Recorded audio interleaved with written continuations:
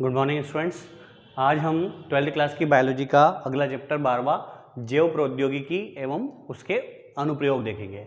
जैव प्रौद्योगिकी के बारे में मैंने आपको पिछले 11वें चैप्टर में बहुत कुछ जानकारी दे दी है, पर फिर भी थोड़ा सा रिपीट कर दूं। जैव प्रौद्योगिकी अर्थात बायो प्लस टेक्नोलॉजी, मतलब बायोलॉजी के साथ में किसको जोड़ दिया गया है? टेक्नोलॉजी को। और बायोलॉजी प्लस टेक्नोलॉजी, इनके कारण दोनों के मिलने से एक नई शाखा बनी है जिसको बोला जाता है बायोटेक्नोलॉजी। बायो में सूक्ष्म जीवों का और टेक्नोलॉजी मतलब तकनीक का, तकनीकी का उपयोग करते हुए सूक्ष्म जीवों के माध्यम से मानव कल्याण के नए नए उत्पादों को निर्माण करने के लिए ये शाखा बनाई गई है। पिछले चैप्टर में मैंने आपको यूरोपियन फेडरेशन ऑफ बायोटेक्नोलॉजी, याद हो तो EFB, European federation of biotechnology, इसके बारे में डेफिनेशन, इसके संगठन ने जो डेफिनेशन बताई थी बायोटेक्नोलॉजी की मैंने आपको बताई थी। ठीक है, संवर्धित ऊतकों, कोशिकाओं, अंगों का एक तो microbiology plus biochemistry plus genetic engineering के माध्यम से उपयोग करके मानव के लाभ की वस्तुओं का उत्पादन करने की जो शाखा है उसी को बायोटेक्नोलॉजी कहा जाता है। इस टर्म बायोटेक्नोलॉजी शब्द का प्रयोग सबसे पहले 1919 में बता चुका हूं मैं पहले, कार्ल एरेकी ने किया था। ठीक है, और जो बायोटेक्नोलॉजी के अंदर एक ब्रांच है जिसका नाम जेनेटिक इंजीनियरिंग, मतलब इंजीनियरिंग का उपयोग करते हुए जेनेटिक मटेरियल में आनुवांशिक पदार्थों में परिवर्तन करके अच्छे से अच्छे गुणवत्ता वाले नए उत्पादों का निर्माण किया जाता है यहाँ पर। अब जो 20वीं शताब्दी है उसकी सबसे महत्वपूर्ण घटनाओं में से एक घटना है बायोटेक्नोलॉजी। इस बायोटेक्नोलॉजी के कारण ही आज जितनी भी चीज़ें उत्पादित हो रही हैं उन सब में किसका योगदान है? बायोटेक्नोलॉजी का योगदान है। 1972 में आपको पहले बता चुका हूँ, बर्ग, जिसे जेनेटिक इंजीनियर का फादर कहा जाता है। ये तो इंटरनेशनल लेवल की बात हो गई। अब नेशनल लेवल पर आए हैं तो जब मेरा जन्म हुआ था 1982 में, ठीक है, तो मेरे जन्म के बाद बायोटेक्नोलॉजी ने इंडिया में तेजी से अपने पैर पसारे थे। उस समय एक संगठन बना था, उस संगठन का नाम था NBTB। फुल फॉर्म याद कर लेना, और इसकी स्थापना कब हुई ये भी याद रखना, जैन सर पैदा हुए थे तब। NBTB, national biotechnology board. ठीक है, नेशनल बायोटेक्नोलॉजी बोर्ड का गठन कब हुआ था? 1982 में। और भारत में जो है बायोटेक्नोलॉजी का तेजी से विस्तार होने लगा था। एक और चीज़ याद रख लेना, इसके 4 साल बाद 1986 में DBT की स्थापना हुई थी। इस DBT का नाम भी फुल फॉर्म याद रखना, डिपार्टमेंट ऑफ बायोटेक्नोलॉजी। अलग से डिपार्टमेंट बन गया ये, साइंस से हट करके बायोटेक्नोलॉजी का डिपार्टमेंट। अब इसकी डेफिनेशन एक तो यूरोपियन फेडरेशन ऑफ बायोटेक्नोलॉजी ने दी है जो आपने पिछले चैप्टर में लिखी हुई है। अब एक डेफिनेशन और यहाँ पर बेसिक याद रख लेना आपको, जीव विज्ञान की वह शाखा जिसमें विज्ञान और अभियांत्रिकी, अभियांत्रिकी मतलब होता है इंजीनियरिंग, साइंस और इंजीनियरिंग के कौन से सिद्धांतों को, मूलभूत आधारभूत सिद्धांतों का उपयोग करते हुए विभिन्न सजीव घटक, सजीव घटक में केवल कौन है? मुख्य रूप से सूक्ष्म जीव, जिसमें जीवाणु भी हो सकता है, कवक भी हो सकता है, एक्टिनोमाइसिटीज भी हो सकता है। ठीक है, क्या बताया? जीव विज्ञान की वह शाखा जिसमें विज्ञान और अभियांत्रिकी, साइंस और इंजीनियरिंग, इन दोनों के आधारभूत सिद्धांतों का उपयोग करते हुए विभिन्न सजीव घटकों के रूप में कौन? सूक्ष्म जीवों की सहायता से मानव उपयोगी, मानव के उपयोग के और लाभकारी पदार्थों को क्या किया जाता है? प्राप्त किया जाता है। क्या कहलाती है? बायोटेक्नोलॉजी कहलाती है। डेफिनेशन भी आप अलग से नोट कर लेना, बायोटेक्नोलॉजी की डेफिनेशन। ठीक है, अब जो बायोटेक्नोलॉजी है, इस बायोटेक्नोलॉजी का बनाने का उद्देश्य क्या है? यूं ही नहीं कुछ भी चीज़ बन जाती, किसी भी चीज़ को बनाने के पीछे क्या रहता है? मोटिव रहता है, ऑब्जेक्टिव रहता है या उद्देश्य रहता है। क्या उद्देश्य है? मानव जाति के लिए जो समस्याएं उत्पन्न हो रही थी उन समस्याओं के समाधान के लिए। किनके समाधान के लिए? समस्याओं के समाधान। अब समस्याओं का समाधान, समस्या कौन कौन सी आ गई? तो सबसे पहली समस्या ये है आज़ादी के बाद जनसंख्या की, जनसंख्या वृद्धि। आज़ादी के बाद जब हम आज़ाद हो गए तो आज़ादी के बाद हमारी संख्या में तेजी से क्या हुई? बहुत अधिक वृद्धि हुई। अब उसकी संख्या में वृद्धि हुई, हमारे जीवों की संख्या में वृद्धि हुई, तो धरती का क्षेत्रफल तो उतना ही है, खाद्य पदार्थ का उत्पादन उतना ही हो रहा है, पर हमारी संख्या बढ़ी है, ये समस्या हो गई। तो संख्या बढ़ने के कारण खाद्य पदार्थों की मात्रा में क्या हो गई? कमी हो गई। खाद्य पदार्थों की मात्रा की पूर्ति के लिए भी किसका उपयोग किया जा रहा है? बायोटेक्नोलॉजी का उपयोग किया जा रहा है। जनसंख्या वृद्धि के या जनसंख्या विस्फोट के निवारण में भी बायोटेक्नोलॉजी का। खाद्य पदार्थों की पूर्ति में बायोटेक्नोलॉजी का। पूर्ति कैसे होगी? जब मृदा की उर्वर क्षमता बढ़ेगी, ठीक है, मृदा की उर्वरता बढ़ेगी। अब मृदा की उर्वरता कैसे बढ़ती है? सूक्ष्म जीवों की सहायता से मिट्टी की उर्वर क्षमता को बढ़ाया जाता है बायोटेक्नोलॉजी के माध्यम से, जिससे मृदा की उर्वर क्षमता बढ़ती है, खाद्यान्न उत्पादन बढ़ता है और जनसंख्या को पर्याप्त मात्रा में भोज्य पदार्थ मिल पाता है। इसके अलावा तीसरी समस्या है विकराल समस्या है, जिसका नाम है प्रदूषण। ठीक है, प्रदूषण निवारण में भी जो है बायोटेक्नोलॉजी का उपयोग करते हैं। पिछले चैप्टर में आपने सीवेज ट्रीटमेंट पढ़ा था, जिसमें हमने मल टैंक विधि, ठीक है, म्युनिसिपल टैंक विधि पढ़ी थी। तो उन विधियों का उपयोग करके वातावरण को प्रदूषित होने से बचाने का प्रयास किया जाता है बायोटेक्नोलॉजी के माध्यम से। तो विकराल समस्या कौन है? प्रदूषण। प्रदूषण के नियंत्रण के लिए भी बायोटेक्नोलॉजी का उपयोग कर रहे हैं। इसके अलावा आखिरी विभिन्न बीमारियों के इलाज के लिए, बीमारी के उपचार के लिए भी इन 5 उद्देश्य या इन 5 समस्याओं के समाधान को देखते हुए समाधान के लिए किसका? बायोटेक्नोलॉजी का वर्तमान में सर्वाधिक उपयोग किया जा रहा है। वर्तमान में जितनी भी चीज़ें बन रही हैं या बनने वाली हैं, उन सब में कहीं ना कहीं किसका हस्तक्षेप है? बायोटेक्नोलॉजी का हस्तक्षेप है। बिना बायोटेक्नोलॉजी के अभी वर्तमान में कोई भी काम संभव नहीं है। ठीक है, जब से बायोटेक्नोलॉजी आई है सारी चीज़ें बहुत ही आसान हो गई। पहले भी होता था सब कुछ, पर थोड़ा सा तकलीफ के साथ काम होते थे। अब जो है बायोटेक्नोलॉजी की मदद से आसानी से और एडवांस चीज़ें बनने लगी है। तो उद्देश्य आपको समझ में आ गया। इन 5 समस्याओं का समाधान करना ये उद्देश्य था बायोटेक्नोलॉजी का। और 20वीं शताब्दी की सबसे महत्वपूर्ण खोज है, सबसे सुपरहिट खोज है बायोटेक्नोलॉजी। अब आता है बायोटेक्नोलॉजी के क्षेत्र। कौन कौन से क्षेत्र में काम करता है बायोटेक्नोलॉजी? आपने पिछले चैप्टर को अगर याद कर लिया होगा तो इसको समझने में आपको दिक्कत नहीं आएगी। निम्न क्षेत्रों में काम करती है बायोटेक्नोलॉजी। सबसे पहले क्षेत्र को याद रखना आपको, औषधि के क्षेत्र में। किस क्षेत्र में?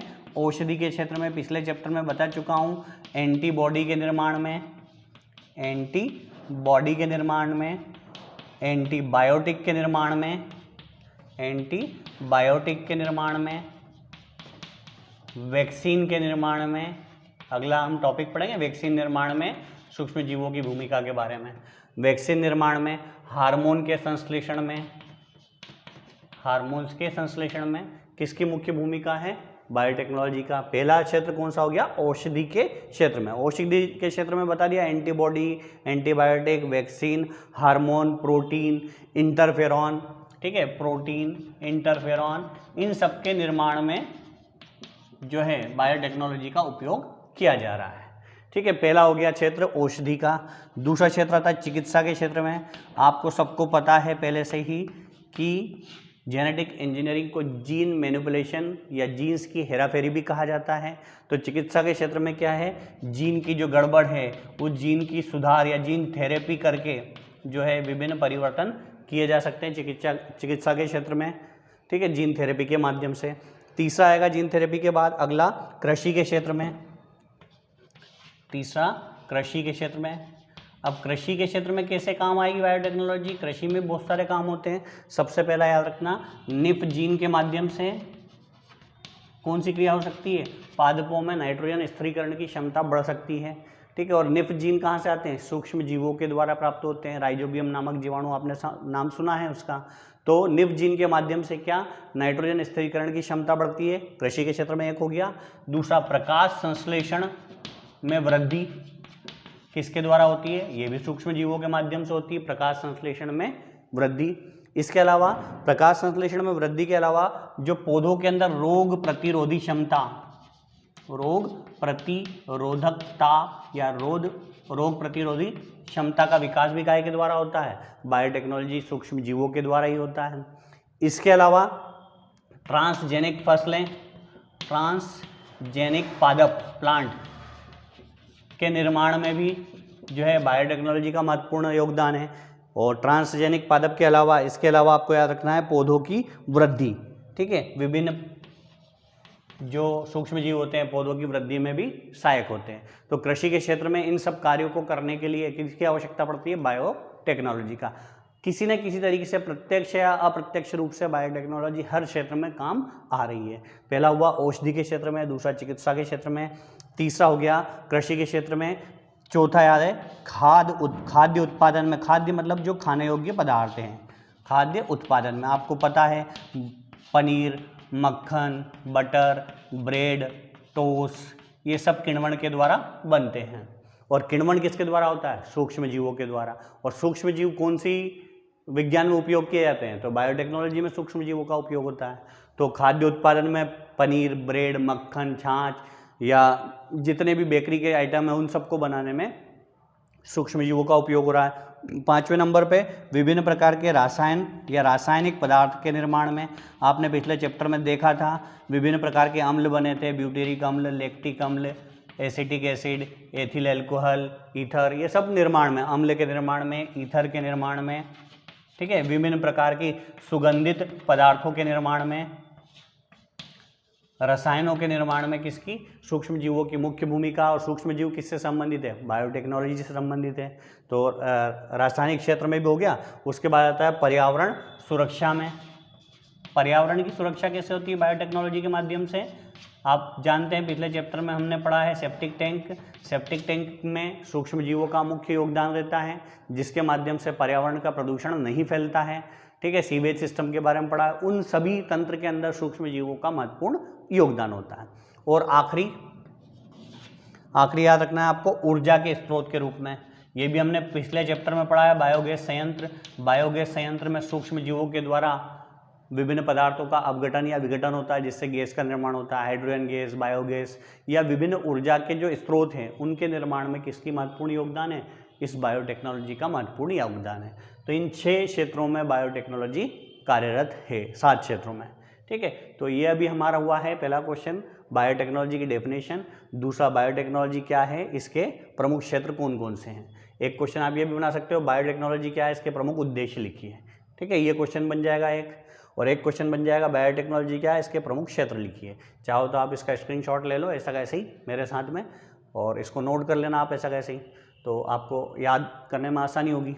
अब आगे बढ़ेंगे हम कि जो चिकित्सा के क्षेत्र में है, किसके चिकित्सा के क्षेत्र में जहाँ जहाँ जिस पदार्थ का उत्पादन हो रहा है तो वो किस प्रकार से हो रहा है, उसके उत्पादन में बायोटेक्नोलॉजी कैसे मुख्य भूमिका निभा रही है। तो इंटरफेरॉन का निर्माण कैसे होगा, स्टेम सेल का निर्माण कैसे होगा, या मोनोक्लोनल एंटीबॉडी का निर्माण कैसे होगा, ये सब चिकित्सा के क्षेत्र में काम में आने वाले पदार्थ हैं। तो उनको हम स्टेप बाय स्टेप देखते चलते हैं।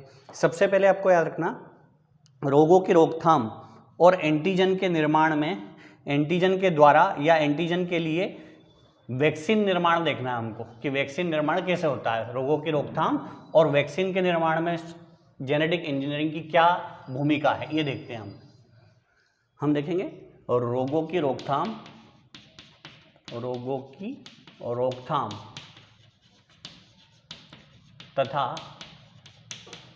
तथा एंटीजन के लिए टीके या वैक्सीन का विकास किस प्रकार हुआ बायोटेक्नोलॉजी के माध्यम से। बायोटेक्नोलॉजी और जेनेटिक इंजीनियरिंग का उपयोग, सबसे पहला उपयोग है चिकित्सा के क्षेत्र में। तो चिकित्सा के क्षेत्र में एंटीजन के निर्माण में, एंटीबॉडी के निर्माण में और वैक्सीन के निर्माण में मुख्य रूप से उपयोग किया जाता है बायोटेक्नोलॉजी का। तो यहाँ बता रहे रोगों की रोकथाम के लिए और एंटीजन को निकाल करके उससे क्या टीके का विकास किस प्रकार हुआ बायोटेक्नोलॉजी के माध्यम से। प्राचीन काल से ही वैक्सीन या टीके का निर्माण हो रहा है, पर प्राचीन काल की जो परंपरागत तकनीक थी जो कि प्राचीन काल से चली आ रही थी, वो तकनीक में संदूषण की या संक्रमण की संभावना अधिक थी। पर जब से बायोटेक्नोलॉजी का विकास हुआ है तब से जो टीके या वैक्सीन बन रहे हैं उसमें संदूषण, संक्रमण की संभावना ना के बराबर हो गई है। तो बायोटेक्नोलॉजी के माध्यम से किसके एंटीजन के द्वारा ही, रोग के जो एंटीजन है उस एंटीजन के द्वारा ही किसका विकास किया जा रहा है, टीके का या वैक्सीन का विकास किया जा रहा है, ठीक है। मतलब एंटीजन के माध्यम से ही टीके बन रहे हैं। अब टीके निर्माण की 3 विधियां सबसे प्रमुख है। सबसे पहली विधि जो है एंटीजन के द्वारा टीका बनाया जाता है। वो जो एंटीजन निकाला जाता है जीवों के शरीर से, जंतुओं के शरीर से, उस एंटीजन को बोलते हैं संश्लेषित एंटीजन, ठीक है। सबसे पहले एंटीजन के माध्यम से, तो एंटीजन के माध्यम से पहले संश्लेषित एंटीजन तैयार किया जाता है, उस एंटीजन के माध्यम से किसका निर्माण किया जाता है, टीके का निर्माण किया जाता है। दूसरा, जीन क्लोनिंग के माध्यम से, जीन क्लोनिंग की सहायता से एंटीजन निकाला जाता है और उस एंटीजन का उपयोग जो है किसके निर्माण में, वैक्सीन के निर्माण में किया जाता है। और तीसरा एंटीबॉडी के माध्यम से, एंटीबॉडी के माध्यम से मोनोक्लोनल एंटीबॉडी, इसके बारे में हम डिटेल में पढ़ेंगे अगली वीडियो में। मोनोक्लोनल एंटीबॉडी का निर्माण करते हैं और इस मोनोक्लोनल एंटीबॉडी से किसका विकास होता है, टीके का विकास होता है। तो टीके के विकास की 3 सबसे महत्वपूर्ण और सबसे आसान विधि हैं जिसमें आसानी से टीके का शुद्धिकरण किया जा सकता है या टीके का निर्माण किया जा सकता है और संक्रमण और संदूषण का कोई चांस नहीं होता है।